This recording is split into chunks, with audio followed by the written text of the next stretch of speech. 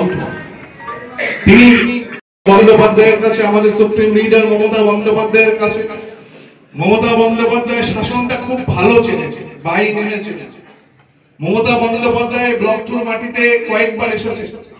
2009 সালে শাসনে তাকে নির্দেশ দেন এই যে প্যানেলটা হয়েছে এই প্যানেলটাকে অতি সত্বর উইথড্র করুন। একটা যোগ্য প্যানেলের দাবি আমরা আগেও রেখেছিলাম, এখনো রাখছি, আগামীতে রাখবো। যদি এখানে যারা সমস্ত মানুষজন আছেন, জনপ্রতিনিধিরা আছেন, স্থানীয় নেতৃত্বরা আছেন, কর্মী সমর্থকরা আছেন, তারা বিকল্প পথ বেছে নিতে বাধ্য। সকলকে জাতীয়তাবাদী অভিনন্দন জানিয়ে তৃণমূল কংগ্রেস জিন্দাবাদ, মমতা বন্দ্যোপাধ্যায় জিন্দাবাদ, আমাদের নেতা অভিষেক বন্দ্যোপাধ্যায় জিন্দাবাদ। আমাদের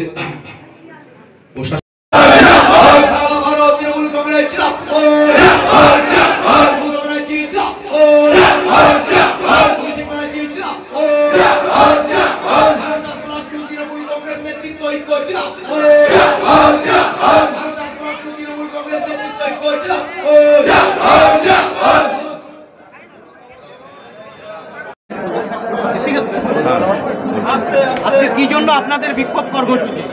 আমাদের বারাসাত ব্লক 2-তে এই নতুন প্যানেল যে বের হলো গত রবিবার, সাংগঠনিক যে প্যানেল, সেই প্যানেলের বদলের দাবিতে পুনর্বিবেচনার জন্য আমাদের এই আজকে কর্মীদের নিয়ে আলোচনা সভা। ইতিপূর্বে আপনাদের দেখা গেছে বিক্ষোভ সমাবেশ, কতদিন চালাবেন আপনারা?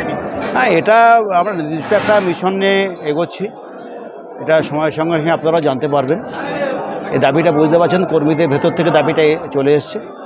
তাদের মান্যতা দিয়ে এবং দলের এখানে যে ধারাবাহিক সাফল্যতা, সেই সফল বিষয়টা আমাদের আরও বাড়াতে। এই কর্মসূচি কি লাগাতার চলতে থাকবে? হ্যাঁ, এটা চলবে।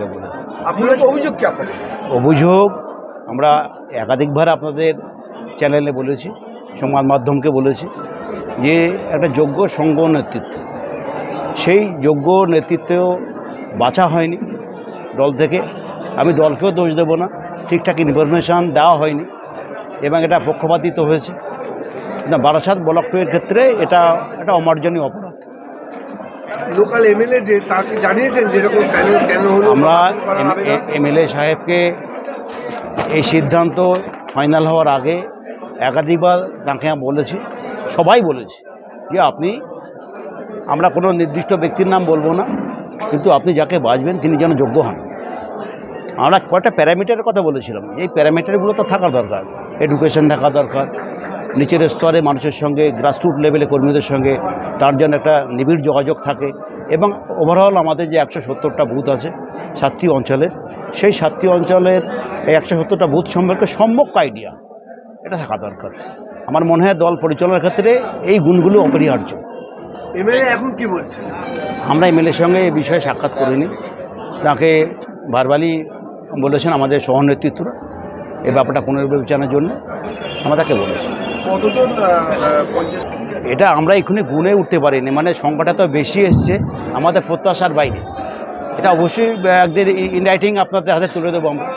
কত অঞ্চল সভাপতির প্রধান এই বিক্ষোভে সামিল হচ্ছে? এটা আমাদের 7টি অঞ্চল প্রেসিডেন্ট এসছেন, আর 5টা প্রেসিডেন্ট এসছেন 7টার মধ্যে, আর আমাদের যে 14টা প্রধান উপপ্রধান তার মধ্যে ওদের 9জন না 10জন এসছেন। তৃণমূল বনাম তৃণমূল না, আমাদের মধ্যে কোনো লড়াই নেই, কিছু নেই। একটা ভুল ইনফরমেশন দলের কাছে পৌঁছেছে এবং সেই ইনফরমেশনের মাধ্যমে, পক্ষপাতিত্বমূলক ইনফরমেশন, তার মাধ্যমে একটা লিস্ট আউট হয়েছে। সেই লিস্টটা যে ভুল, সেই লিস্টটা যে অযোগ্য ব্যক্তিদের দিয়েই করা, মানে অযোগ্য ব্যক্তিরা সেই লিস্টের মধ্যে ঢুকে গেছে। অনেকে এরকম আছে, আমাদের কাছে ভিডিও ফুটেজ আছে, আমাদের মন্ত্রী মশাইয়ের কাছে গিয়ে স্বীকারও করে এসছে, তারা পদ পেয়েছে, তারা নিজেরাই জানে না, তাদেরকে কোনো রকম জিজ্ঞাসাবাদ না, তাদের সঙ্গে কোনো কথা হয়নি, তারা পদ পেয়েছে। তো এই যে ভুল অযোগ্য লোকদের দিয়ে একটা প্যানেল যে আউট হয়েছে, সেই প্যানেলটা যে ভুল, সেইটা দলকে জানান দেয়া। আমরা দলকে কিভাবে জানান দেব? আমরা অভিষেক ব্যানার্জিকে অ্যাক্সেস পাওয়ার মতো লোক আমরা না, মমতা বন্দ্যোপাধ্যায়কে অ্যাক্সেস পাওয়ার মতো লোক আমরা না। আমাদের অ্যাক্সেস যতদূর, আমরা তাদের কাছে বারংবার গেছি, একবার নয়, না হলেও 20 বার থেকে 25 বার গেছি, এবং আমাদের গ্রাসরুট লেভেলের যে রিপোর্ট, সেই রিপোর্ট তাদেরকে আমরা আমাদের সাধ্যমতো বোঝানোর চেষ্টা করেছি। তারপরে যখন দেখেছি এই লিস্ট, সেই লিস্টের বিরোধিতা করছে। আমরা দলের বিরোধী না, আমাদের বিরোধীও কেউ না। যারা লিস্টেড হয়েছেন তারাও দল বিরোধী না, তারাও তৃণমূল, আমরাও তৃণমূল।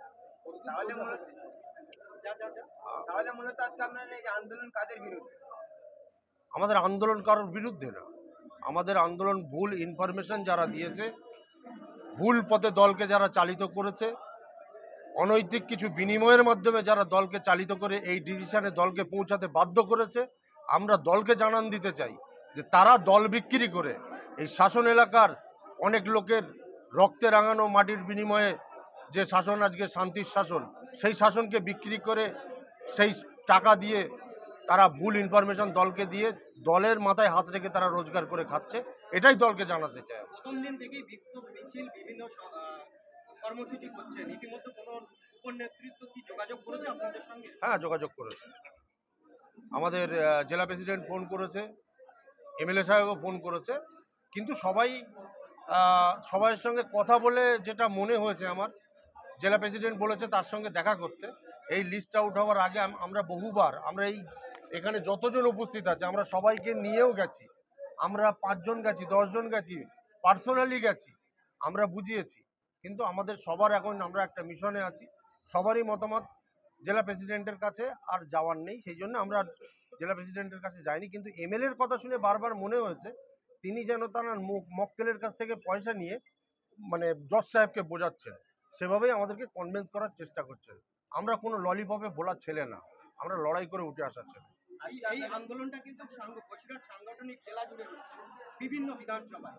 কি বলবেন, আপনার মতামত কি আছে? বসিরহাট সাংগঠনিক জেলার যে সভাপতি, তাকে জিজ্ঞেস করলে এই প্রশ্নটা সে ভালো বলতে পারবে, কারণ বিগত দিনে আমরা দেখেছি সারা পশ্চিমবাংলায় সমস্ত ব্লকের নেতৃত্ব লিস্ট আউট হয়েছে, কোনো ব্লকে এই ধরনের বিক্ষোভ দেখা যায়নি।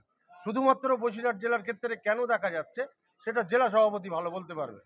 এই দায় বা ব্যর্থতা জেলা সভাপতি বা বিধায়কদের গাড়ি দিচ্ছেন? আমাদের অ্যাক্সেস যতদূর, আমরা বিধায়ক বা জেলা সভাপতি অবধি আমাদের অ্যাক্সেস, আমরা তাদের কাছে যেতে পারি, তাদের কাছে গেছি, তাদের কাছে বলেছি, সুতরাং তাদেরকেই দায়ী করছি। দাঁড়ান।